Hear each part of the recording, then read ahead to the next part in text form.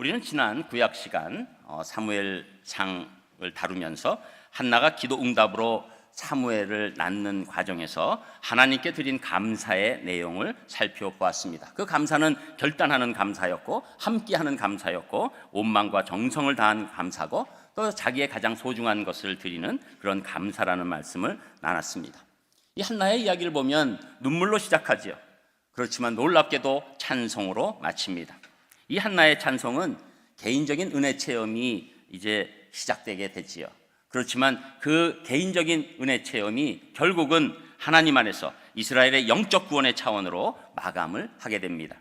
그러므로 한나의 찬송은 단순히 개인적인 감사를 넘어서 하나님 백성의 미래를 예언하는 예언적이고 구속사적인 놀라운 찬양이 되는 것이죠. 오늘 한나의 이 찬송을 통해서 한나가 체험한 하나님이 어떤 하나님이신지 우리가 4가지로 살펴보기로 하겠습니다.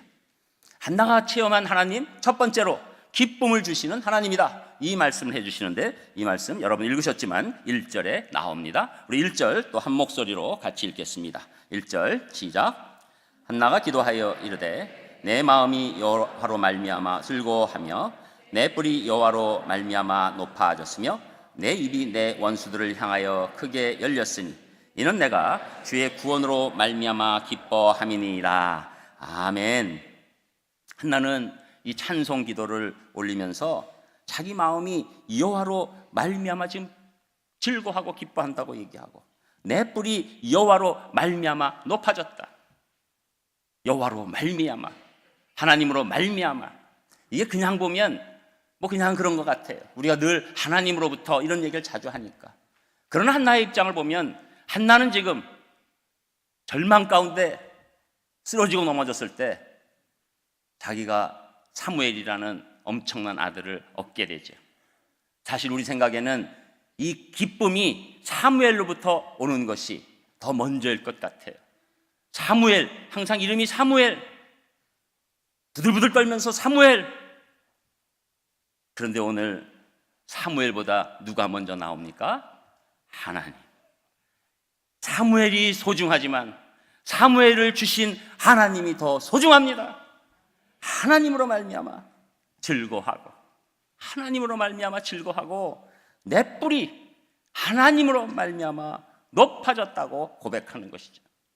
여기서 이 뿔이 높아졌다는 뜻은 짐승들이 특별히 이 산 같은 데 올라가면서 높은 곳에 올라서 내 이 근육이 좋지, 내 용맹이 있지, 이런 것을 스스로 얘기하면서 자기의 그 자긍심이 높을 때 하는 얘기가 되는 것이죠. 갑자기 이렇게 누웠던 뿔이 이렇게 올라간다는 거 아닙니다. 이것은 한나가 자기가 생각할 때는 이 수치스러운 인생이다, 아들도 못난 인생이다, 다른 여인한테 어떤 얘기를 들어도 거기에 반항할 수 없는 인생이다. 그런 안타까운 모습 가운데 하나님이 건져주셔서 이렇게 놀랍게 세워주셨기 때문에 자기 뿔이 높아진 그 짐승처럼 나도 제 마음이 이제 온전케 됐습니다. 하나님 안에서 회복됐습니다. 하나님 안에서 새롭게 됐습니다. 이것을 얘기하고 있는 것이죠. 그러니 한나는 지금 오직 여호와로 말미암아 주신 선물이나 물질이나 내가 바라는 어떤 소원, 그것 때문을 넘어서서 이제 하나님으로 말미암아 하나님 때문에 제가 기쁨이 왔습니다, 이런 고백이 일어나는 것이죠.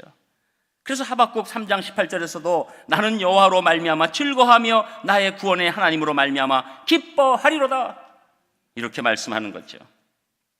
하박국 선지자의 고백처럼 오직 하나님 한 분으로 즐거워하고 있습니다. 그래서 자기의 모든 하나님 앞에 드렸던 문제들이 해결될 뿐만 아니라 심령의 해결이 왔다는 거예요. 이것이 굉장히 중요합니다. 심령의 해결이 왔어요.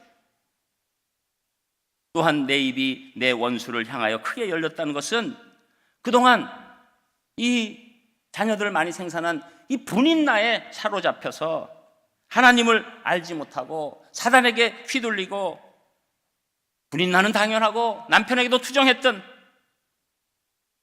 그리고 늘 자신만이 가장 비참하고 무가치한 여자라고 여겼는데 이제는 입을 열어서 그 분인나의 공세도 아랑곳하지 않고 사단이 우리 마음에 찾아와서 주는 좌절감, 절망감, 수치스러운 것을 깨뜨리고 사단의 권세를 깨뜨릴 수 있는 능력이 저에게 왔습니다. 이런 놀라운 고백을 한나가 하고 있는 것이죠. 여러분, 한나 찬양의 초점은 하나님이 자신에게 얼마나 큰 것을 주셨는가에 멈추지 않습니다. 여러분, 만일 양으로만 따지면 우리가 지난번 1장 4절에 본 것처럼 분인나가 애 하나만 있었나요? 조용하죠, 우리는 또 이럴 때. 분명히 자녀가 있었다고 얘기했죠. 분명히 몇 명 있었어요. 여러분, 지금 혹시 아들 하나를 받고 그리고 그 양에 치우치고 그 수에 치우치고 그러면 이 한나 절대 해결된 거 아닙니다. 앞으로 2-3명, 3명 더 낳아야지 해결돼요. 여러분, 그런데 놀라운 것은 하나님께서 우리에게 응답하시면 우리 심령이 해결되면서 더 이상의 내가 원래 바라던 것이 사라져버려요. 하나로 감사가 넘치고 그 하나를 주신 것이 너무 하나님 안에서 주신 것이기 때문에 내가 모든 기쁨이 그 하나님으로부터 완전히 차게 되는 것입니다. 여러분, 기쁨이라는 것은 우리가 보통 기쁨이라고 얘기하는 것, 이것은 일반적인 세상에 얘기하는 즐거움과 기쁨과 달라요. 이것은 넘치는 것입니다. 내 잔이 넘친다고 고백하는 것입니다. 더 이상 안 주셔도 넘친다는 것입니다. 여러분, 우리가 신앙생활 잘하다 보면 어느 순간에 내 잔이 넘쳐 있는 것을 알게 됩니다. 내가 더 이상 바라지 않아도 나는 충분하게 받았다는 것을 알게 되는 것입니다. 그 기쁨을 오늘 한나가 고백하고 있는 것이죠. 그래서 자신의 절망과 고통에 응답하시면서 만나 주신 것에 대해서 지금 감격하고 있는 거예요. 그래서 시편 4장 7절에 보면 주께서 내 마음에 두신 기쁨은 저희 곡식과 새 포도주에 풍성할 때보다 더하니이다. 전에는 곡식이 풍성해야지 기뻤어요. 전에는 새 포도주가 많이 있어야지 기뻤어요. 그러나 이제는 하나님을 만나니 하나님을 향한 기쁨이 그 어떤 것보다도 기쁨이 된 놀라운 삶이 한나의 삶 가운데 나타나고 있다는 것이죠. 저는 다른 것도 감사함으로 나가야 하지만 여러분, 하나님으로만 말미암아 세상이 빼앗을 수 없는 놀라운 기쁨을 누리시기를 주님의 이름으로 축복합니다. 그리고 두 번째, 한나가 체험한 하나님의 그 놀라운 특징이 무엇입니까? 거룩한 반석 되신 하나님을 체험했다는 거예요. 그 말씀이 2절에 나옵니다. 우리 2절도 또 함께 읽겠습니다. 2절 시작. 여호와와 같이 거룩하신 이가 없으시니 이는 주밖에 다른 이가 없고 우리 하나님 같은 반석도 없으심이니이다. 아멘. 하나님같이 거룩하신 이가 일단 없다는 거예요. 하나님은 성품상 완전히 깨끗하시고 죄 한 점, 흠 한 점 없으신 분이고 모든 판단에 있어서 그릇됨이나 오류가 없으시다는 겁니다. 그리고 그렇게 거룩하신 분은 하나님 한 분밖에 없다는 고백이에요. 여러분, 한나는 이제 하나님께서 자기의 반석이 되셨다는 것, 그것에 정말로 놀라움을 느낍니다. 한나는 흔들린 여자였어요. 애가 없음으로 말미암아 모든 인생이 다 흔들렸어요. 남편이 아무리 갑절에 어떤 것을 줘도 그 인생이 계속 흔들리는 겁니다. 여러분, 우리는 어떤 원하는 것을 받으면 인생이 견고해질 거라고 생각합니다. 그러나 절대 그렇지 않습니다. 하나님만이 우리 반석 되셔야지만 그 인생이 흔들리지 않는 것입니다. 하나님이 우리 반석 되시면 비가 오고 창수가 나고 흔들려도 우리 인생이 흔들림이 없게 되는 것이죠.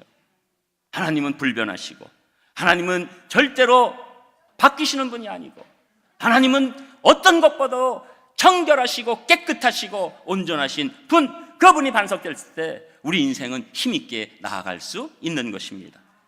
그래서 시편 18장 2절에 보면 여호와는 나의 반석이시오 나의 요새시오 나를 건지시는 자시오 나의 하나님이시오 나의 피할 바위시오 나의 방패시오 나의 구원의 뿌리시오 나의 산성이로다. 이렇게 말씀하는 거죠.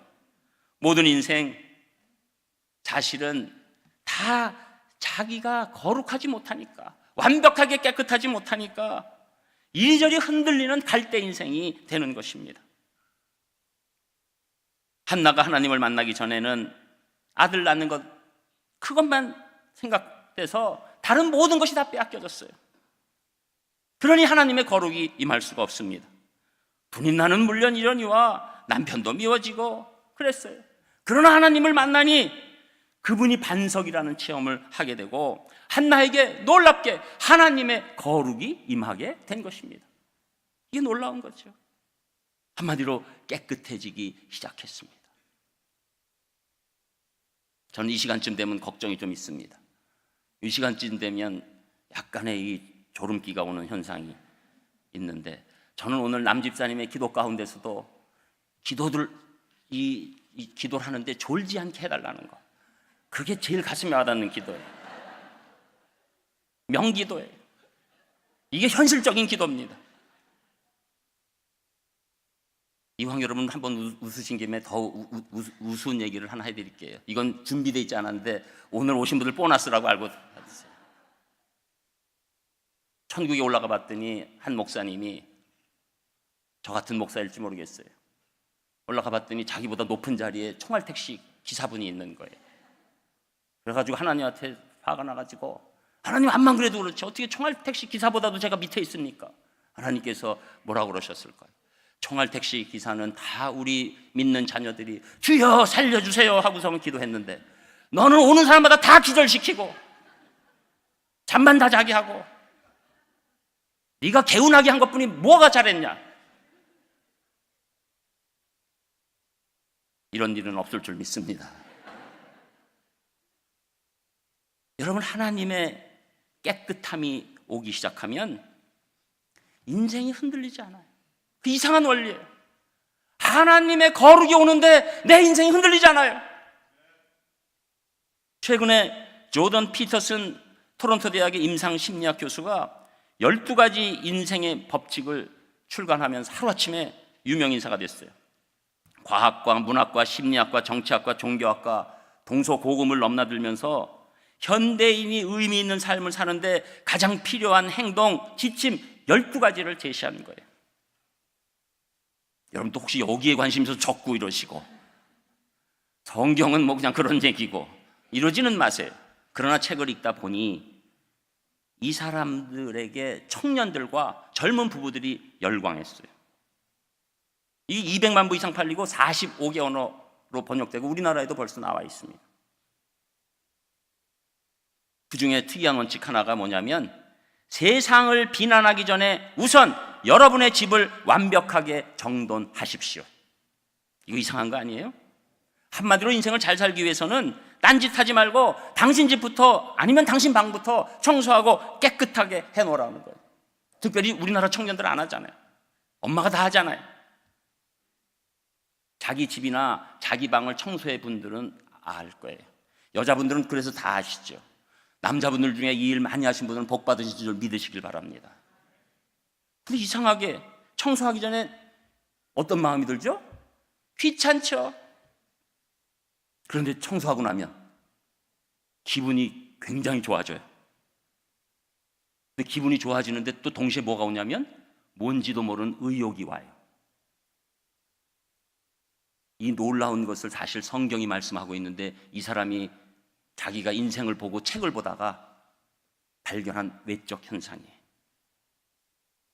여러분, 우리가 거룩하신 하나님을 만나고 알게 되면 우리 내면의 영적 청소가 되는 거예요. 영이 새로워지는 거예요. 그래서 여러분, 예배를 잘 드리고 나면 이상하게 마음이 편하고 시원하고 삶의 의욕이 생기는 겁니다. 여러분, 이게 거룩이에요. 여러분, 예배는 우리가 하나님을 높이는 것 같은데, 하나님을 높이는데 동시에 하나님의 거룩이 나에게 임합니다.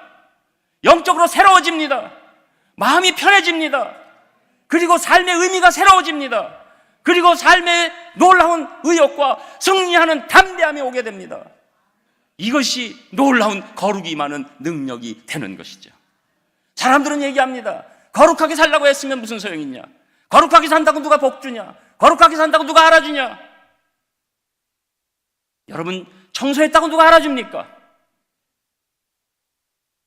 제가 신방 갈 때 어떤 분들은 청소 안 하고 다 방에다 집어넣는 분들이 있는데, 찜찜하죠? 여러분, 오늘 여러분 하나님께 전심으로 드리는 예배가 하나님의 거룩이 임하시는 줄 믿습니다. 여러분이 새로운 영적 차원의 길로 들어서는 거예요. 그래서 우리 한 주간 쓰러져도 또 예배 나와서 하나님의 거룩을 덧입는 겁니다. 이중적으로 살라는 게 아니에요. 교회 밖에서는 이거 믿는 사람들 맨날 주일마다 뭐 회개했다 그러고 또 똑같네. 그게 아닙니다. 우리는 한 주간 동안 다시금 우리 깊은 죄성 가운데 더러워질 수밖에 없어요.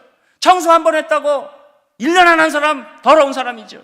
매주 와야 겨우 영적 청소가 되고, 우리 공동체가 신령과 진정으로 예배드릴 때 하나님께서 거룩함으로 우리를 깨끗게 해주시는 줄 믿습니다. 십자가의 보혈로 깨끗게 해주시는 줄 믿습니다. 이것이 사람들이 알 수 없는, 세상이 알 수 없는 놀라운 영적 원리예요.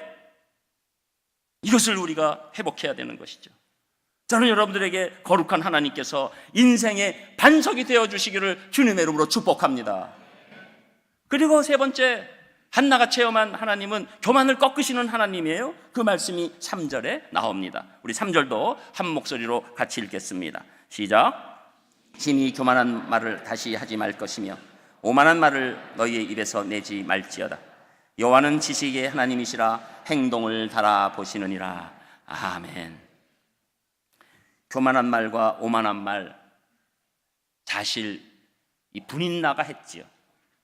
그러나 한나는 분인나뿐만 아니라 자기도 한 것을 압니다. 아무의 격려도 거부하는 거예요. 그게 교만함입니다. 우리 생각에는 우쭐하고 잘난 척하고 그런 것만이 교만함이라고 생각하지만, 성경에서는 이 교만함이라는 정의가 달라요. 성경의 교만함의 정의는 하나님보다 자신의 뜻을 높이는 거예요. 분인나는 당연히 교만했지만 한나도 하나님이 주실 것을 처음에 알지 못하고 믿지 못하고 늘 징징대고 약한 것 같이 있었지만 교만했던 것입니다. 하나님의 뜻보다 내 뜻이 올라가는 것, 그것이 교만이에요. 여러분이 하나님의 뜻을 알았음에도 불구하고 내 멋대로 살겠다고 하는 것, 왜 그렇습니까? 교만입니다. 죄의 정의가 무엇입니까? 하나님 없이 살아도 난 괜찮다. 그것이 죄지요. 죄가 커지면 교만함이 일어나게 되는 것이죠. 그래서 잠언 18장 12절에 보면 사람의 마음이 교만은 멸망의 선봉이요 겸손은 존귀의 길잡이니라. 우리가 하나님의 뜻을 알고도 끝까지 무시하고 자신의 뜻을 굽히지 않으면 그것이 교만이고 그것이 멸망의 선봉이라고 얘기하는 것이고, 하나님의 뜻을 알았는데 내 뜻이랑 부딪히는 거예요. 나는 지금 이러고 싶은데 하나님이 말씀하셨는데 제 뜻을 꺾겠습니다. 그때 존귀로운 길잡이가 하나님이 직접 되어 주신다는 것입니다. 이것이 겸손의 인생이에요. 이것이 겸손의 인생이에요. 그러면서 그것을 어떻게 하신다고요? 하나님은 지식의 하나님이시기 때문에 모르는 게 없다. 우리가 아무리 겸손한 척해도 우리의 교만은 하나님께서 다 알아내신다. 왜? 지식의 하나님이기 때문에 우리의 움직이는 행동을 달아보시기 때문에. 여러분, 우리가 하나님의 뜻을 알고도 내 뜻을 꺾지 못하면 하나님은 교만이라고 말씀하실 것입니다. 그러나 우리가 하나님의 뜻을 알고 내 뜻으로는 도저히 하나님의 뜻으로는 될 것 같지 않음에도 불구하고 내 뜻을 과감히 꺾고 내 뜻을 하나님의 뜻의 밑에 거하게 할 때 하나님께서 겸손하다고 얘기하시고 우리에게 놀라운 길을 인도하실 줄 믿습니다. 다니엘서 5장에 보면 느부갓네살 왕의 아들인 벨사살 왕이 기분이 너무 좋아서, 왜냐하면 이 바벨론 제국이 너무 커졌거든요. 그리고 술을 마실 때 이 이스라엘 사람들 포로로 잡아올 때 같이 갖고 온 예루살렘 성전에 있던 그 금은 그릇 가져오라고 그러고 거기다 술을 붓게 하고, 그리고 마구 마시면서 그 옆에 있는 벽들에 있는 아무 신상이나 이렇게 술잔을 올리고 이랬을 때 갑자기 벽에 이상한 글씨가 써지는 거예요. 어떤 손가락이 나면서 막 글씨가 써지는 거예요.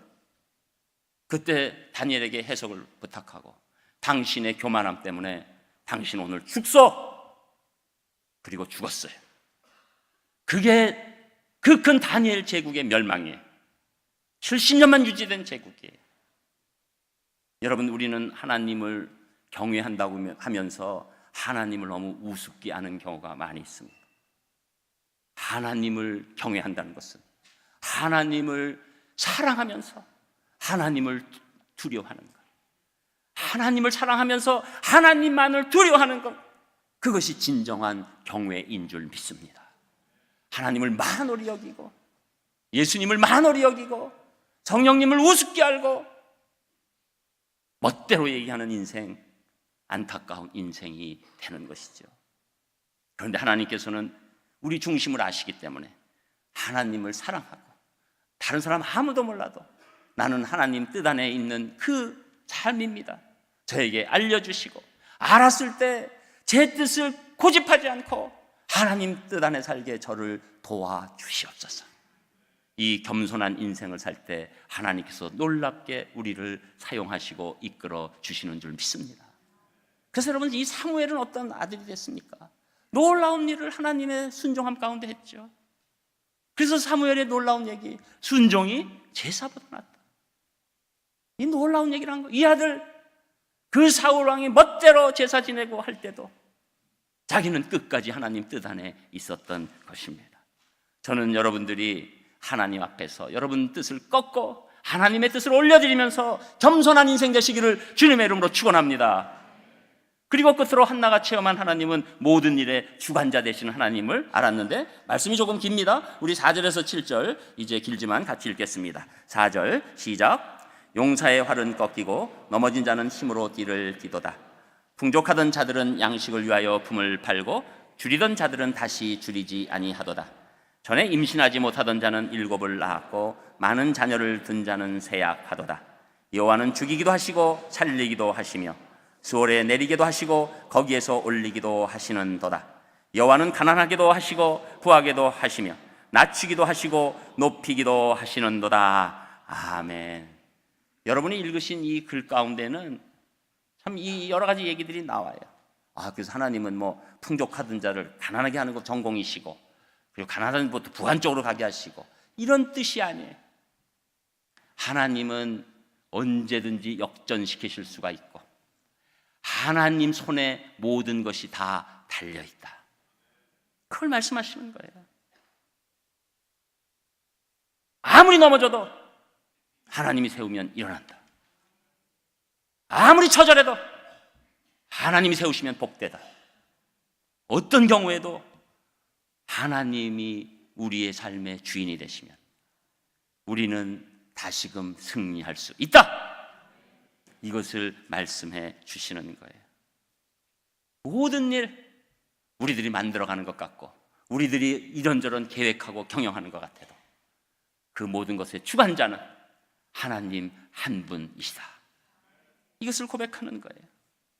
하나님 한 분만이 모든 삶의 주관자, 사무엘을 낳는 일을 통해서 확실히 깨달은 거예요. 세상 만사가 사람의 손에 있는 것 같아도 결국은 하나님의 손에 있다는 것입니다. 하나님이 예스 하시면 어떤 장애물이 있어도 예스가 됩니다. 하나님이 노 하시면 사람이 아무리 장담해도 노가 됩니다. 요새 청와대 비서관들 무슨 얘기가 나오는데, 청와대 비서관들이 아무리 해준다고 해도 안 되면 안 되는 거예요. 어떤 분이 절망 가운데 있어도 하나님이 해주시면 되면 되는 것입니다. 우리가 하나님 의지하고 최선을 다할 때 하나님의 역사가 일어나는 줄 믿습니다.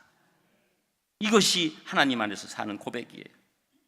여러분, 우리가 다윗, 우리가 요셉, 우리가 베드로, 우리가 야베스, 이런 사람들 다 하나님이 역전시켜 주신 놀라운 인물들입니다. 여러분, 오늘 이 가운데 정말로 어려우십니까? 여러분이 정말로 모든 것 주관하시는 하나님을 확실히 의지하시면 여러분의 인생을 어떤 상황 가운데서도 역전시켜 주실 줄 믿습니다. 이것이 하나님의 힘이에요. 이것이 하나님의 능력입니다. 그런데 그것이 어디에서 일어납니까? 우리가 하나님을 완벽히 의지할 때 일어나는 것입니다. 그래서 이 모든 일의 주관자 되시는 하나님 의지하는 것이 가장 중요합니다. 왜? 하나님은 전지전능하시기 때문이죠. 구약에 한나의 찬송이 있다면 신약에 한나의 찬송과 너무나도 비슷한 마리아의 찬송이 있습니다. 마리아가 성령님의 역사로 예수님을 임신하고 엘리사벳으로부터 임신에 대한 축복을 받은 후에 하나님께 드린 찬양, 송가가 있어요.